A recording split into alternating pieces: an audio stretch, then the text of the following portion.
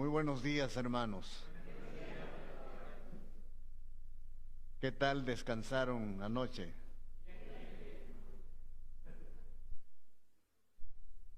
¿Por qué será que las cosas impresionantes, las cosas buenas, también quitan el sueño? Las emociones fuertes, las bendiciones. No entiendo cómo es eso, porque las bendiciones son bendiciones, pero a veces te emocionan tanto que te quitan el sueño un rato nada más y luego te desquitas. Gracias por su cariño, gracias por su amor, gracias por sus oraciones, por los pastores, por los siervos del Señor y en ocasiones especiales, inmerecidamente, uno siente la mano de un amigo, la mano de un hermano que te dice que Dios te use, que Dios te bendiga. Y eso es una bendición. Y la noche de anoche, mi esposa y yo lo tendremos marcado para todos las décadas que nos faltan, siendo optimista, ¿verdad? Nos faltan algunos, veo algunos asientos desocupados, pero al terminar el postre que están comiendo ahorita en este momento, los que desayunaron tarde, ya los tendremos por acá. Dios puso en mi corazón compartir con ustedes una porción que ha marcado una parte de mi vida de considerar el libro de los Salmos. El libro de los Salmos no solo es inspirado por el Espíritu Santo, el cual usó como una pluma, como un bolígrafo, como un lápiz, donde alguien hace anotaciones que son sempiternas. No solo es poético y está en medio de los libros poéticos, sino que es la palabra inspirada de Dios, la palabra inerrante, la palabra que no puede fallar. ¿Cuántos de nosotros tenemos una deuda con los salmos? Con algún texto. Cuando viajamos, alzaré mis ojos a los montes, ¿de dónde vendrá mi socorro? Mi socorro viene de Jehová, que hizo los cielos y la tierra. No dará tu pie al resbaladero, ni se dormirá el que te guarda. He aquí, no se adormecerá, ni dormirá el que guarda a Israel. Y vamos de viaje y regresamos. ¿Cuántas veces al llegar a Querétaro, manejando de una campaña, conduciendo nuestro auto, al entrar a la ciudad ya a las 3 de la mañana o a las 12 de la noche, y de regresar con bien de una campaña evangelística, con noticias de decenas de almas convertidas por el poder de Dios, mi esposa y yo, al entrar, empezamos a cantar: Jehová es tu guardador, Jehová es tu sombra, tu mano derecha. El sol no te fatigará de día, ni la luna de noche. Jehová te guardará de todo mal. Él guardará tu alma, Jehová guardará tu salida y tu entrada desde ahora y para siempre. Amén. ¿Lo habían oído antes? ¿No? Se los acabo de cantar.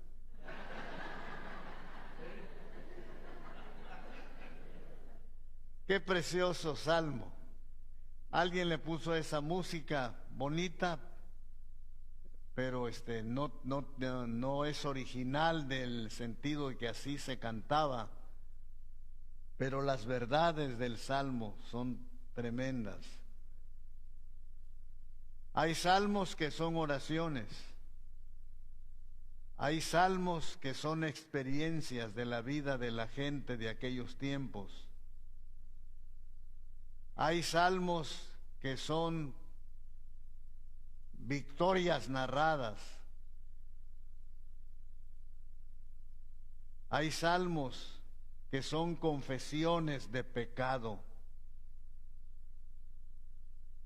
como el Salmo 51. Aquel muchacho que empezó bien, precioso muchacho. Yo creo que a un padre o a un abuelo de arriba de 70 años se le oye muy bien llamar precioso a un muchacho y nadie lo tomará a mal, porque la calidad paterna y el hecho de aquel muchacho precioso que peleaba con leones y defendía a sus ovejas, y él lo narra con valor, realmente era de pantalones, ¿verdad? Cuando decía delante del gigante Goliat: yo defendía a mis ovejas, si era león yo lo mataba con mis manos, y no está mintiendo. Era un muchacho montañés. Y luego no solamente cuidaba rebaños, sino adoraba a Dios, observaba los cielos. Y es así como surge el Salmo: los cielos cuentan la gloria de Dios y el firmamento anuncia la obra de sus manos. Ese muchacho que era orgullo de su padre, ese muchacho que escribió con el tiempo la mayoría de los salmos, son de su autoría.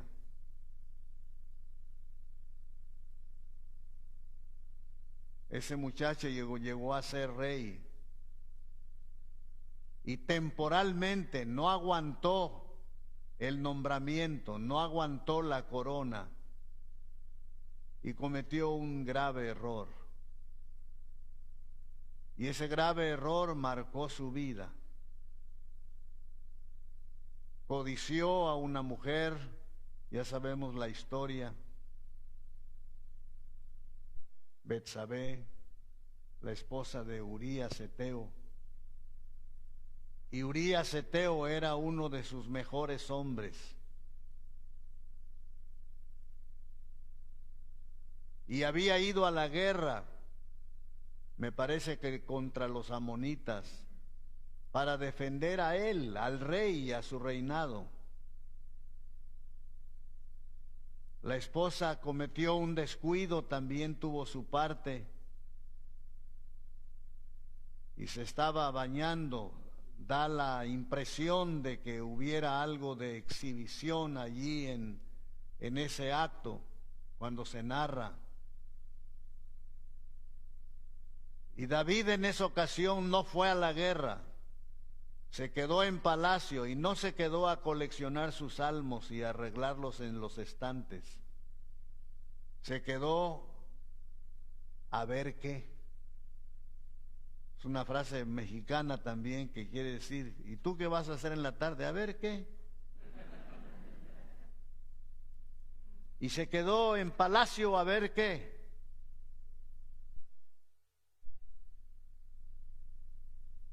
El ocio es un terreno propicio para Satanás. Salió a la terraza, vio a una mujer que se bañaba, la codició, preguntó quién era, le dijeron quién era, la mandó traer, abusando de su poderío, y cayó en pecado. Ambos cayeron en pecado. Llega un predicador llamado Natán, valiente, emerge de las sombras. Le cuenta la historia, la parábola de aquella ovejita de la gente pobre que les fue robada por un prepotente rico que codició su ovejita.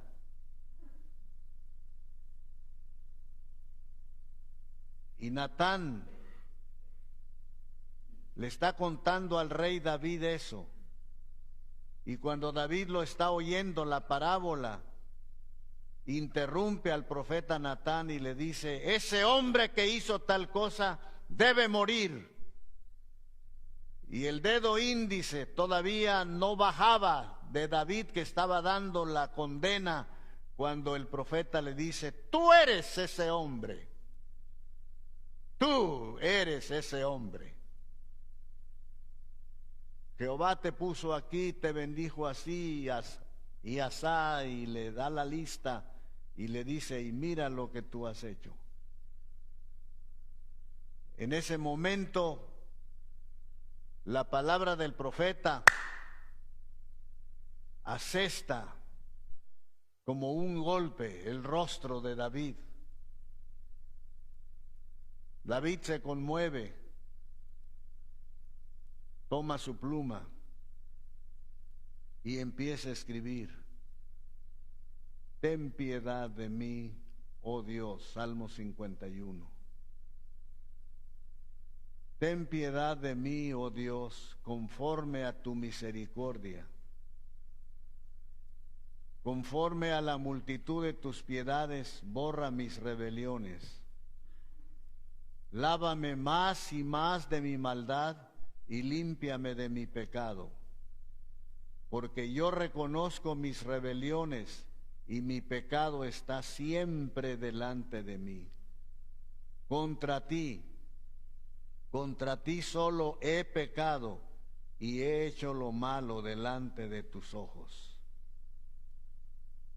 Me quedé viendo este salmo en una ocasión que quise profundizar. Siempre pasaba por este salmo, pero en esa ocasión quise profundizar. Y para profundizar en una porción, en mi opinión, tienes que leerlo por lo menos 25 veces y ver cada palabra, cada estructura, cada cosa, cada símbolo. Es así como emergen las enseñanzas que nos bendicen y que podemos predicar en diferentes lugares y bendecir a la gente con estos temas de su palabra. Y les invito a que vayan marcando las secciones que les voy a dar. Cuando David empieza a confesar este pecado, su salmo yo lo estructuro, lo quedé viendo, lo leí más de 25 veces. Me lo memoricé todo. Y me di cuenta que de los versículos 1 al 4, desde los versículos 1 al 4,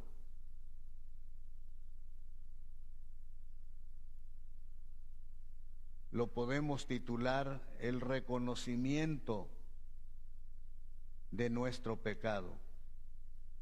El reconocimiento de nuestro pecado. Si notaron, de los versículos 1 al 4 solo habla de él y de su pecado.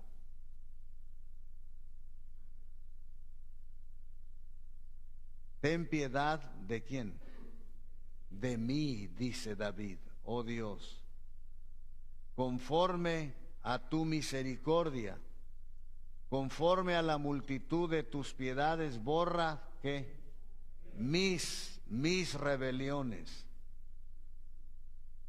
Lávame lávame a mí, lávame más y más de mi maldad, y límpiame de mi pecado. Porque yo reconozco mis rebeliones y mi pecado está siempre delante de mí. Contra ti, le dice a Dios, contra ti solo he pecado y he hecho lo malo delante de tus ojos. Así se confiesan los pecados.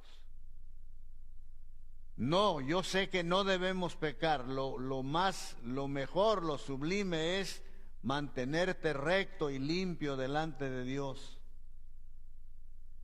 Pero somos pecadores.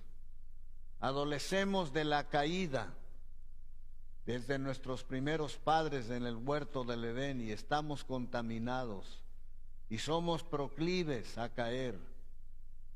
Pero una vez que desgraciadamente, infortunadamente hayamos caído, ojalá que no se cumpla la historia ni se repita la historia, pero la primera cosa que debemos hacer es buscar el rostro de Dios, confesar nuestro pecado, y al confesar nuestro pecado no metas a nadie más que a ti.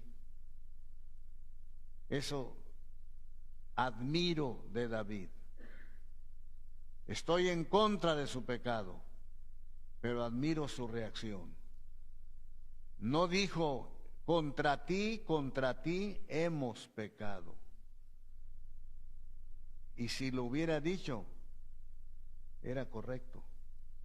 Pero ¿qué dijo? Contra ti solo he pecado. Él se hace responsable de lo que pasó. No le da la media vuelta. Me quedé observando ese trozo y dije, qué interesante. Nunca mete a la mujer, nunca la culpa, nunca. Y sí tuvo su porción de culpa. Sin embargo, él le dice a Dios, yo, lávame, límpiame. Yo reconozco mis rebeliones, mi pecado está siempre delante de mí. Contra ti solo he pecado y he hecho lo malo delante de tus ojos. Pero maravíllense conmigo, vean lo que sigue. Esta parte del 1 al 4 hasta lo pueden marcar ahí con líneas si creen en estudiar subrayando su Biblia. Hay hermanos que no quieren ponerle ni un puntito a su Biblia, ni una palomita, ni una. Y hay muchachos de las iglesias que le ponen demasiadas cosas, hasta corazoncitos. Allá ahora es entre los 15 años para adelante. No se esperan más tiempo para enamorarse. Y hasta sus Biblias están marcadas con los nombres de sus hermanas en Cristo.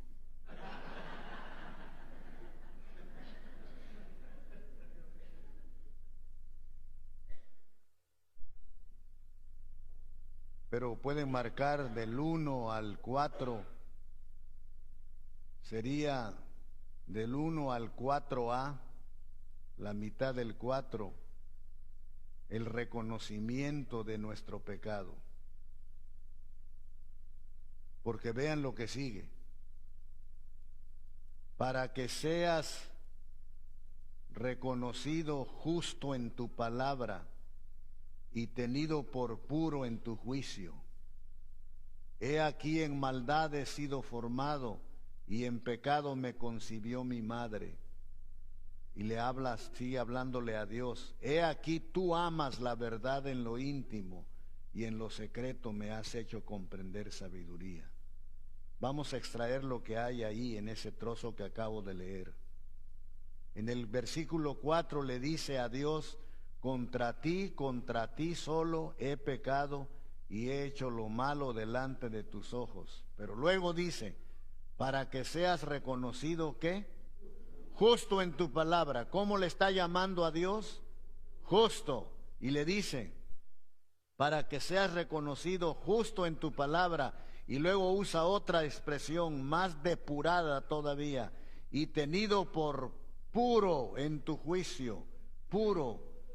Y luego usa otra, he aquí en maldad he sido formado y en pecado me concibió mi madre. He aquí tú amas la verdad en lo íntimo. Si una persona como Dios ama la verdad en lo íntimo, ¿cómo se le llama a un Dios que ama la verdad? Un Dios veraz. Gracias. Veraz. Fíjense cómo está escalonado. Esto me emociona. Por eso soy predicador. Porque Dios me enseñó a valorar la palabra de Dios y me maravillo. A veces le grito a mi esposa, no estoy hablando de pleitos. En la casa le grito y le digo desde la parte de abajo de la casa de ustedes, yo le grito, o de arriba en mi estudio, y le digo, Elda, ven por favor. A veces la asusto, la espanto. Y se oye como el bistec está siendo freído o frito. Y deja de hacer lo que está haciendo y va cree que le voy a mostrar un ratón o algo. Y le digo, mira lo que encontré, pero para ese momento ya estoy llorando. Y le muestro una parte de la Biblia que acaba de herir mi corazón, que acaba de tocar mi corazón. Y ella comparte mis lágrimas. Y nos gozamos en aquello. Y a veces ella me lo hace a mí. Me llama, me comparte. Mira lo que encontré en la palabra de Dios, esto y aquello. Y aquí encuentro que después de confesar su pecado, de lo primero que empezamos, le llama a Dios para que seas reconocido justo en tu palabra, justo, tenido por puro en tu juicio. He aquí en maldad he sido formado y en pecado me concibió mi madre. He aquí tú amas la verdad en lo íntimo, eres un Dios veraz. Y en lo secreto me has hecho comprender sabiduría, eres sabio. Eso no es casualidad, hermanos. Esa es inspiración que se llama inspiración plenaria de las Escrituras. Así habla Dios. Primero habló David derrotado y luego habla del carácter de Dios que lo va a juzgar y se está sometiendo a Dios. Voy a decirlo de esta manera. Es como decir, Señor, para que seas reconocido justo en tu palabra. Señor, tú eres justo. Yo hice lo injusto. Señor, tú eres puro. Yo hice lo impuro. Señor, tú amas la verdad en lo íntimo, versículo 6. Tú eres veraz. Yo mentí. Y en lo secreto me has hecho comprender sabiduría. Señor, tú eres sabio. Yo fui necio. La contraposición. Lloren en su corazón. Así es, la palabra de Dios ocupa el primerísimo lugar en toda la literatura universal y de todo rango y de toda clase. No hay otro, por eso no hay otro libro tan perseguido por Satanás y por atacado, pero no hay otro libro de tanta circulación en el mundo como la palabra de Dios y traducido a centenares idiomas y dialectos. No hace mucho salió una edición tzotzil en el estado de Chiapas. La tribu de los tzotziles ya tienen su Biblia, ya como libro y todo, desde hace ya más tiempo. Yo me estoy equivocando en la datación, pero y nadie va a parar eso. No lo pueden parar porque es el libro de Dios, preservado a través de los siglos, de los siglos. Así que vean otra vez ese trozo de que está en el versículo 4 al final, en la parte donde dice, para que seas reconocido justo en tu palabra. Tú eres un Dios justo, yo fui injusto. Tú eres un Dios puro, tenido por puro en tu juicio, yo fui impuro. He aquí tú amas la verdad en lo íntimo, versículo 6. Tú eres veraz, yo mentí. Y en lo secreto me has hecho comprender sabiduría. Tú eres un Dios sabio, yo fui necio. Y luego viene lo más maravilloso. Desde el versículo 7 hasta el 12, viene lo más maravilloso. Cuenten las cosas que le va a pedir a David. Después que está diciendo, en lo secreto me has hecho comprender sabiduría, ahora se pone a pedir sus necesidades. No ha terminado. No ha terminado su confesión, pero ahora entra la parte donde le podemos llamar el reconocimiento de su necesidad. Versículos 7 al 12. Cuenten las cosas, las voy a subrayar con la voz. Purifícame con hisopo y seré limpio. La palabra es purifícame con hisopo y seré limpio. Luego viene su segunda necesidad. Vayan contándolas. Lávame y seré más blanco que la nieve. Hazme oír gozo y alegría, y se recrearán los huesos que has abatido. Esconde tu rostro de mis pecados y borra todas mis maldades. Ahí mencioné dos. Crea en mí, oh Dios, un corazón limpio y renueva un espíritu recto dentro de mí. Sigue pidiendo. No me eches de delante de ti y no quites de mí tu Santo Espíritu. En aquellos tiempos el Espíritu Santo tenía una labor intermitente. Venía y se iba. Por eso dice la Biblia, y el Espíritu de Dios vino sobre Sansón. ¿Se acuerdan? Y Sansón tomó una guijada de bueyes y hizo esto y lo otro con los filisteos. Hoy ningún cristiano debe decirle a Dios, no quites de mí tu Santo Espíritu. Porque inmerecidamente para nosotros el Espíritu Santo habita el corazón del cristiano para siempre. Y cuando pecamos se contrista, está dentro contristado. Y a propósito, cuando pecamos, cuando obramos mal como cristianos, en lo que fuere, cuando obramos mal, el Espíritu Santo está contristado, pero está con nosotros, pero no nos puede usar. Lo hemos obstruido, lo hemos apagado. No apaguéis al Espíritu, no contristéis al Espíritu Santo de Dios.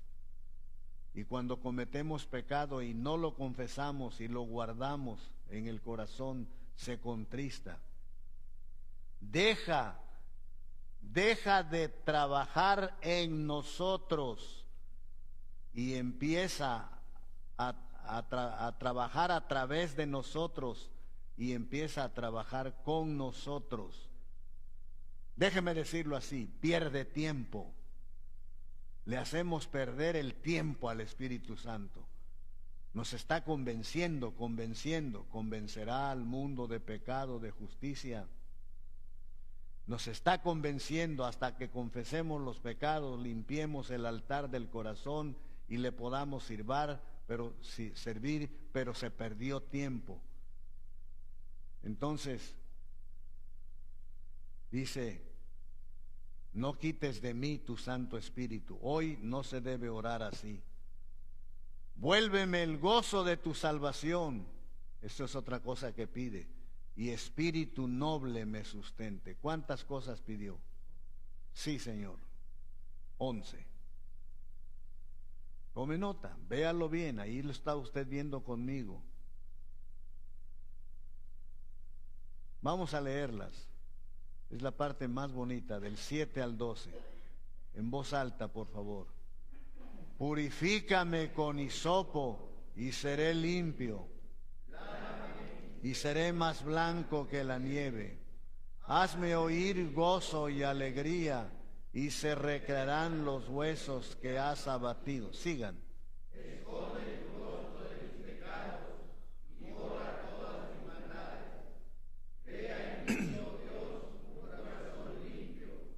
Y renueva un espíritu recto. No me eches de delante de ti, y no quites de mí tu Santo Espíritu. Vuélveme el gozo de tu salvación, y espíritu noble me sustente. ¿Notaron? Y ahora hay un cambio drástico, no malo, drástico, con una palabra que es un adverbio de tiempo. Entonces, ¿cuándo usamos la palabra entonces? Cuando vengas verdaderamente arrepentido, dice el papá al hijo, cuando yo te note verdaderamente cambiado, entonces pides lo que me estás pidiendo. Entonces, y aquí está y le dice, entonces, si me das estas 11 cosas que te estoy pidiendo, Señor, entonces enseñaré a los transgresores tus caminos y los pecadores se convertirán a ti. Líbrame de homicidios, oh Dios, Dios de mi salvación. Cantará mi lengua tu justicia. Señor, abre mis labios y publicará mi boca tu alabanza. Porque no quieres sacrificios, que yo lo daría. No quieres holocausto. Los sacrificios de Dios son, ¿qué son? El espíritu quebrantado, al corazón contrito y humillado, no despreciarás tú, oh Dios. ¿Qué texto? Marque ese texto 17. No tema marcar la Biblia. No le ponga tanta florecita y símbolos y anotaciones hasta el horario en que va a llegar su esposo. No escriba todo eso en la Biblia, pero sí puede poner una marca, una reglita y abajo una línea que refuerza la palabra. Los sacrificios de Dios son el espíritu quebrantado, al corazón contrito. La contrición es un apretujamiento del corazón, es cuando el corazón se constriñe, es cuando al corazón le pesa haber ofendido a Dios. Y aun cuando confesamos nuestros pecados, y usted lo sabe, yo lo sé, cuando hemos confesado nuestro pecado y sabemos que ya nos perdonó Dios, queda un sentimiento de dolor. Y aún decimos, pero ¿por qué tuve que hacerlo? Ese dolor es la contrición de Dios, es que está trabajando en nuestras vidas. Hay un himno que ya no cantamos. Hemos cometido ese pecado también y debemos confesarlo al Señor. Hemos dejado algunos himnos atrás y hemos tenido otros himnos que son bonitos también. Pero hubo un himno que yo aprendí cuando tenía 9 años de edad o 8 años de edad. Mi papá fue pastor. Y cantaba bien. Creo que nosotros, los hijos, su generación vino mejor, modestia aparte, y aprendimos a cantar mejor. Pero él cantaba muy fuerte, muy sonoro y muy bien, y ese himno decía: más santidad dame, más más odio al mal, más firme en tu causa, más alto ideal, más fe en mi maestro, más consagración, más celo en servirle, más grata oración.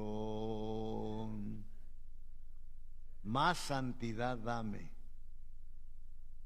Y cuando el corazón está contrito y humillado, es el tiempo de decirle: Señor, dame más odio al mal. Esa parte del himno quería llegar, no encontré la estrofa, pero dice: dame más odio al mal.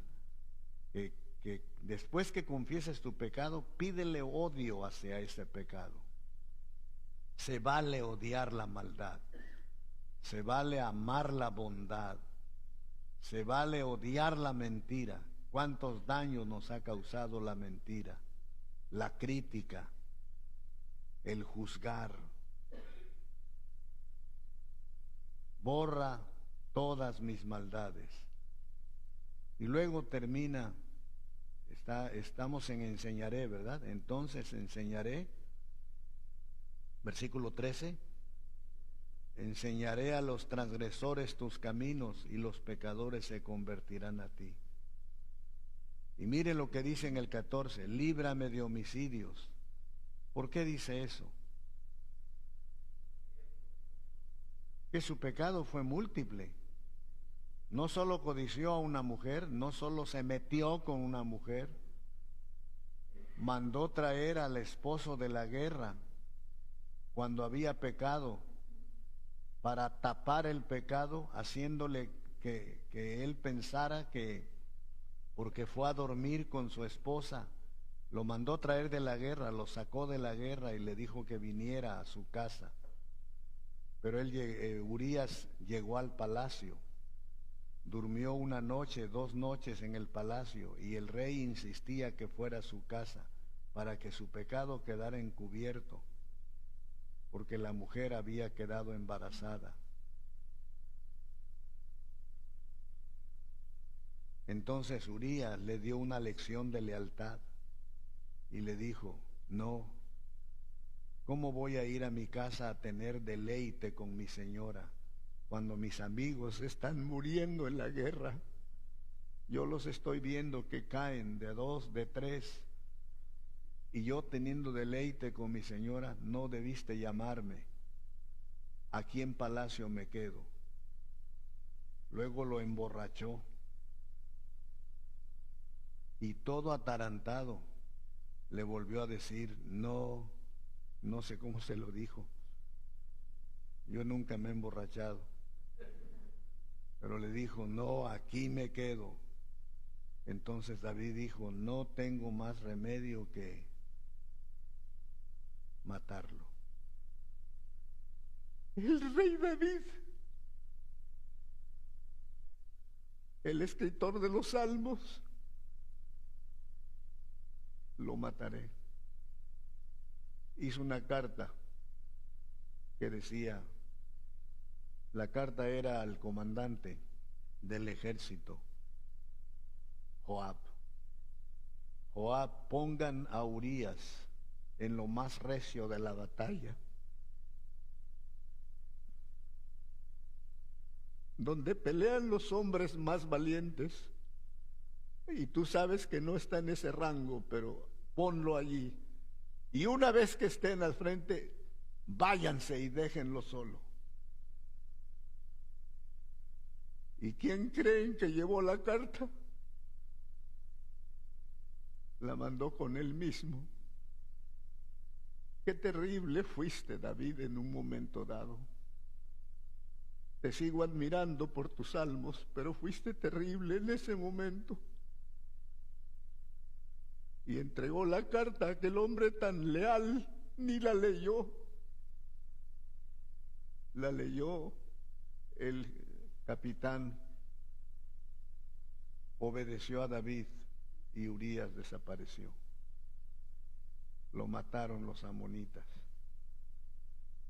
Líbrame de homicidios. Ahí está. Cuando estés orando, cuando confieses tu pecado, el que vienes a confesar, Dios te va a mostrar otros. Porque ahí está orando David. Y Natán no le dijo nada del homicidio. Sencillamente él encontró, escudriñó su corazón y se dio cuenta de todas las barbaridades que había hecho. Estamos hablando de un hombre de Dios, un escritor teólogo que se llama Francisco Lacueva.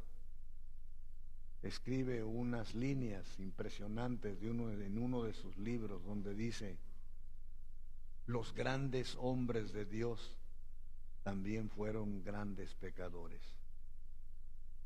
Y eso no lo podemos negar. Nunca defienda la Biblia. La Biblia se defiende sola. Pero nunca se ponga a pelear, a decirles a la gente: no, los hombres de Dios siempre se mantuvieron leales. Cuidado. Sea objetivo al defender su Biblia. Pero nunca la defienda de esa manera, porque realmente la Biblia dice el águila y el sol de las vidas. Dice lo bueno y dice lo malo. También sabe usar la palabra pero.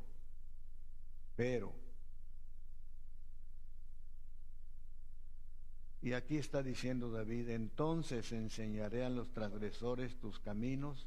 ¿Y qué dice?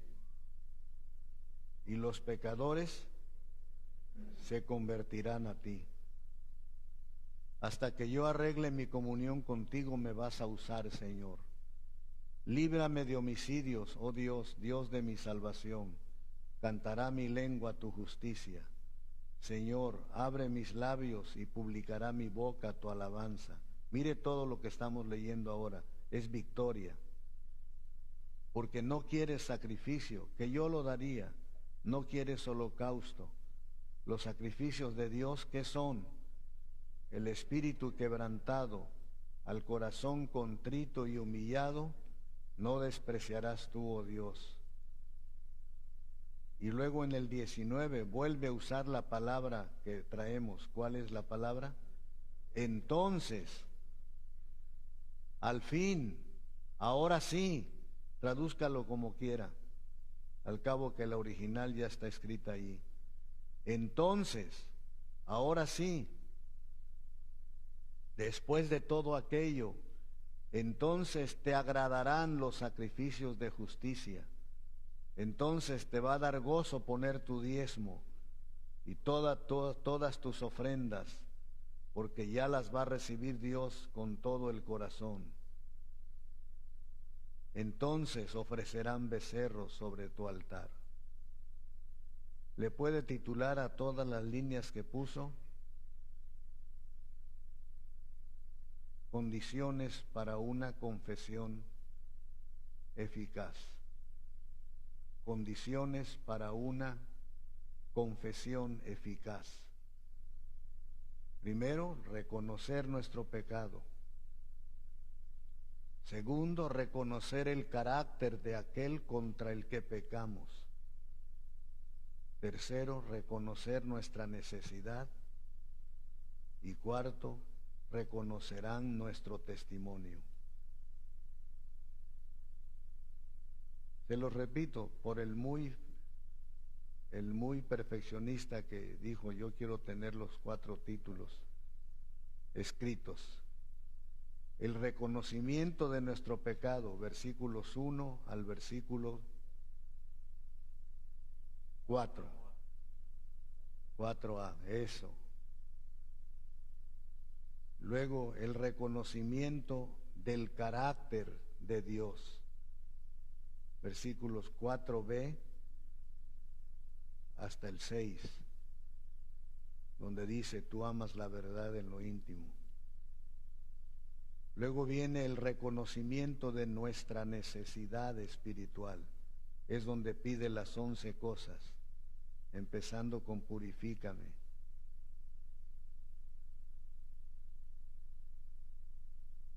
luego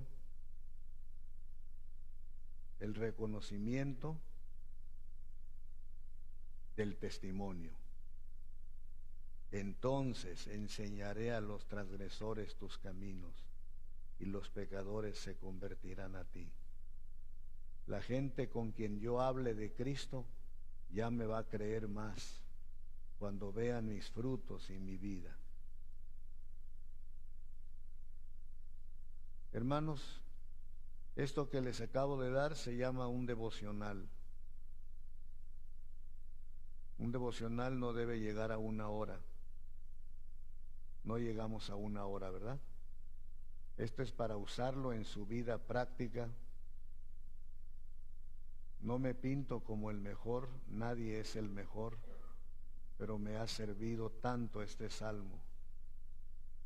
Y he tenido que regresar muchas veces a este salmo para pedir auxilio del Señor. Si confesamos nuestros pecados, Él es fiel y justo para perdonar nuestros pecados. Cuando confesamos al Señor los pecados que conocemos, que sabemos que hemos hecho, Él nos limpia los que ignoramos, los que no nos damos cuenta. Un misionero llamado Harold de Bilbis, que ya está en la presencia de Dios desde hace muchos años, 10 años. Harold de Bilbis, gracias a Dios por misioneros americanos que han llegado a América Latina a través de los años. Algunos han llegado y no han hecho prácticamente nada, pero muchos de ellos sí han hecho, han dejado historia, han dejado huella muy profunda. En México, Harold de Bilbis fue uno de ellos. Y me gozo en decir que a pesar de la diferencia de edades, yo tenía 23 años, casi nos casamos a los 23, yo y esta muchacha de 18 años. Ya no lo vuelvo a hacer.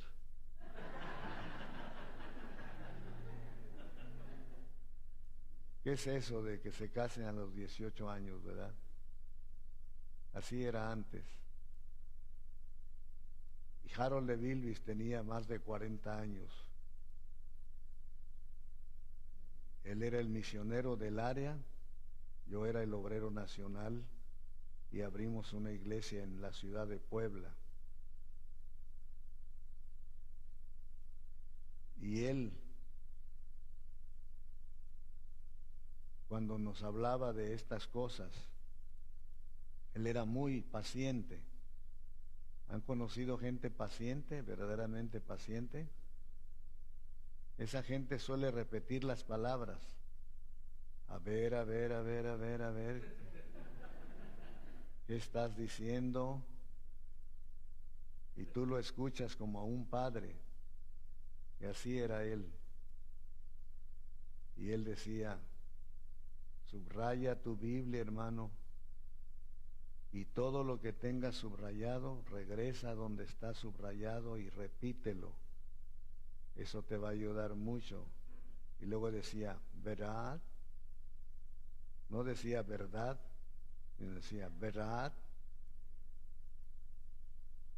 Y gente como él nos ha guiado, y yo trato de imitarlo en ese lado y decirte que este salmo te ayude como me ha ayudado a mí. Lo he predicado en muchas formas, evangelísticamente. He visto centenares de almas venir a los pies de Cristo con este salmo. Y sigue picando. Sigue picando. El pez sigue picando, porque es una palabra eterna. No olviden esto, que no está en la Biblia, pero es cierto. Los grandes hombres de Dios también fueron grandes pecadores, pero con un Dios perdonador y restaurador. Sin embargo, ese Dios llega a decir basta. Y no sabemos en qué punto va a decir basta. Sansón sí lo supo. Y muchos otros supieron cuando Dios hablaba en serio. Dios es el Dios de las oportunidades, pero es el Dios de juicio también.